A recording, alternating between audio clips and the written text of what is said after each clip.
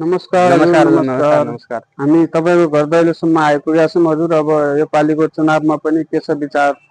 अब विचार के हुन सर, पहिलेदेखि राम्रो यताउता गर्दै आएको पुरानै टोलीतिर जानुपर्ने त होला। अब कता हो, अब त्यही एमाले यामा गरिरहेको छु पहिलेदेखि, अब त्यतैतिर हुने होला सर। यो हामीलाई बिर्स्या हो, साँच्ची हो?